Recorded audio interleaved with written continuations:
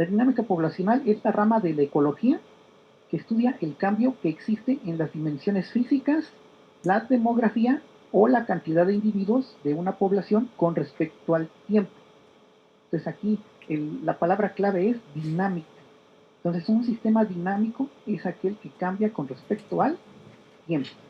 Entonces, como vimos anteriormente, si podemos relacionar el cambio de una variable con respecto a otra, en este caso la población con respecto al tiempo, entonces podemos plantear el comportamiento de la misma con el uso de ecuaciones diferenciales ordinarias. En la dinámica poblacional, los dos modelitos o las dos vertientes más sencillas que se ocupan para describir el comportamiento de una población se divide en dos, que los modelos más sencillitos es el modelo malthusiano o exponencial, que la propuso Malthus, creo que por ahí de 1800, 1700, 1700. o el modelo logístico. Entonces, ¿cuáles son las diferencias entre estos dos? El modelo malthusiano o exponencial asume que no hay una limitación para que se dé el crecimiento de la población. O sea, la población eh, es próspera, como quien dice, no hay limitantes, no hay, hay espacio suficiente, no hay escasez de recursos, de alimentos o de lo que sea. Y la población solo crece de manera proporcional de acuerdo al número de habitantes. Entonces, si no existe limitación y la tasa de crecimiento es proporcional al número de habitantes, entonces el crecimiento o el cambio de la población con respecto al tiempo es exponencial. Y ahorita vamos a ver por qué.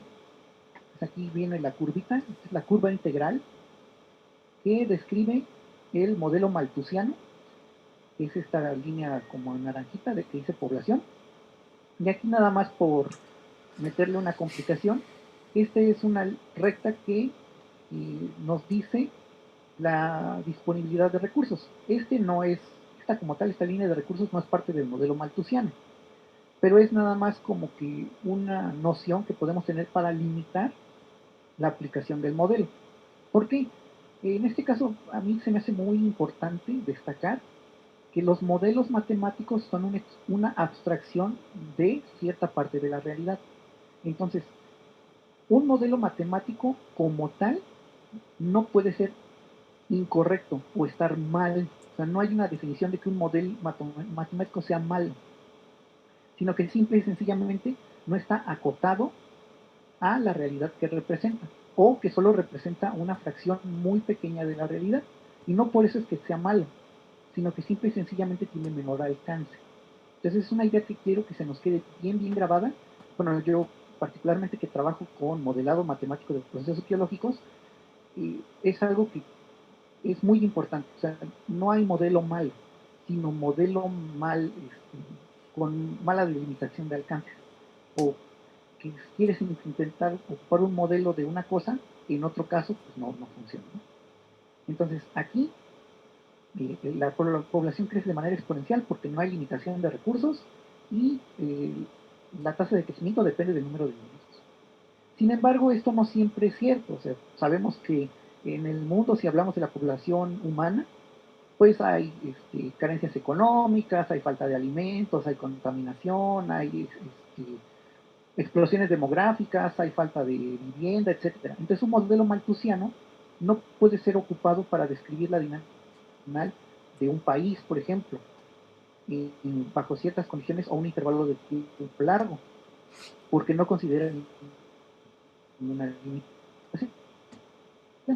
Entonces, para eso, potente fue el modelo logístico. El modelo logístico lo que hace es extender el modelo malthusiano con una consideración de capacidad de carga. ¿Qué quiere decir?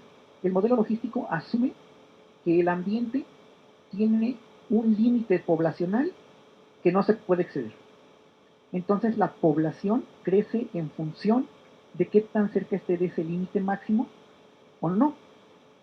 Entonces cuando nosotros introducimos el término de capacidad de carga, que es aquí una línea asintótica, este es un valor constante y esto depende de cada tipo de hábitat o de cada tipo de región. Pues vamos a suponer que tenemos un edificio de departamentos que tiene 50 departamentos. Entonces esa es una capacidad de carga. ¿Cuántas familias pueden vivir ahí? 50. Si la población actual en el tiempo cero es, no sé, de 5 familias, entonces el crecimiento va a ser exponencial mientras esté lejos de la capacidad de carga, mientras esté lejos del límite. Pero si llega al límite o está cerca del límite, entonces la velocidad de crecimiento se va a detener. Y si la capacidad de carga se ve rebasada, entonces la población va a decrecer.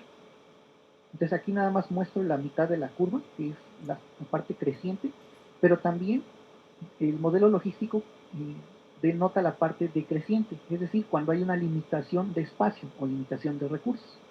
¿Okay? Entonces aquí lo explico para que tengamos una idea de cómo hacer o tengamos una pequeña noción del planteamiento de modelos matemáticos para describir fenómenos. Entonces, voy a explicar grosso modo el fundamento del modelo malthusiano para que vean de dónde sale esta consideración de que es un crecimiento exponencial. Y no lo voy a explicar todo porque en el problemario es el primer ejercicio. Entonces, si se los explico, pues ya les doy la respuesta, ¿verdad? Sin embargo, voy a hacer el desarrollo para que vean de dónde salen las cosas. Entonces, recordando, el modelo malthusiano supone que el aumento en la cantidad de habitantes es constante y es proporcional al número de individuos. Entonces, vamos a definir unos cuantos términos. Entonces, sea x de t, el número de individuos en una población a un tiempo arbitrario t. Recuerden, la población depende del tiempo. Entonces, variable independiente, tiempo, variable dependiente, x en este caso, o población. Y definiendo f como una tasa de fertilidad y m como una tasa de mortandad por individuo, por unidad de tiempo, aquí importante que sea esta definición porque es específica. Este es un parámetro de la función. Y es importante que hagamos la distinción de que es por individuo y por unidad de tiempo por el análisis dimensional. O sea, para que cuando hagamos nuestras operaciones aritméticas sean las unidades consistentes. ¿Ok? Y al final, asumiendo un intervalo, un incremento de intervalo de tiempo h arbitrario, entonces podemos definir que la población en un tiempo a futuro, es decir, evaluada en un tiempo más un intervalo arbitrario, va a ser igual a la población inicial, es x con respecto a t, más f, que es la tasa de fertilidad, por la población inicial, por h, que es el delta del tiempo. Entonces aquí este término debe tener como unidades habitantes sobre tiempo. Entonces, si hacemos el análisis dimensional, tiene que salir menos la tasa de mortandad por el número de habitantes por el intervalo h de tiempo. Entonces, si se dan cuenta, esto es, bueno, por eso me voy a regresar. Por eso es importante esta acepción de la diferencial. O sea, desde aquí ya nos damos cuenta que ese problema va a evolucionar en una ecuación diferencial. ¿Por qué? Porque estamos tratando con diferencias, valga la redundancia. Por lo tanto, si nosotros podemos definir la población en un futuro, en un intervalo de tiempo determinado, por esta función, entonces nosotros podemos redistribuir los términos de tal manera que nos quede una ecuación diferencial. Entonces ya vi que me quedan 9 minutos y medio. Entonces pasamos, como vimos, los términos de la variable dependiente de un lado y bueno, en este caso los de la población de un lado contra los de la tasa de crecimiento del otro.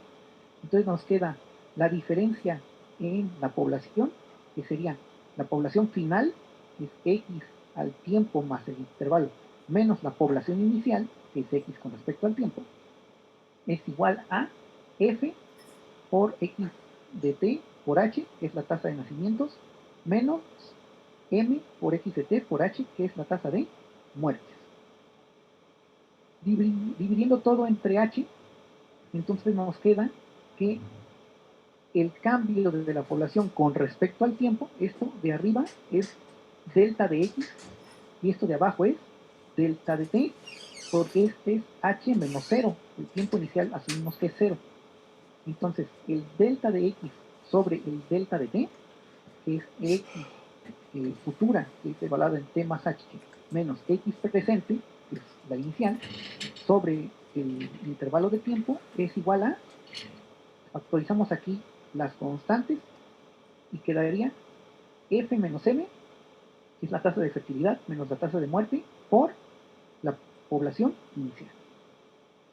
Si nosotros introducimos un nuevo término que le vamos a llamar R, R va a ser la tasa específica de crecimiento poblacional y va a estar definida por la resta entre la tasa de fertilidad menos la tasa de mortandad. Esta puede ser una, obviamente es una constante, puede ser positiva si hay más nacimientos que muertes o negativa si hay más muertes que nacimientos. Entonces, si definimos R como la tasa específica del crecimiento poblacional, como F menos M, y calculamos el límite de esta ecuación cuando el intervalo de tiempo tiende a 0, entonces nos queda una ecuación diferencial ordinaria de primer orden. ¿Por qué? Porque nos queda de este lado la diferencial de x con respecto al tiempo es igual a la tasa específica de crecimiento poblacional por la población inicial. ¿Ok? Entonces, ¿hasta aquí hay alguna duda?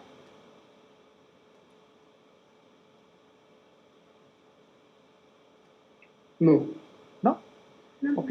Y como ya se va a cortar ahorita la sesión, para que no me quede a medias, la voy a parar y nos volvemos a conectar inmediatamente.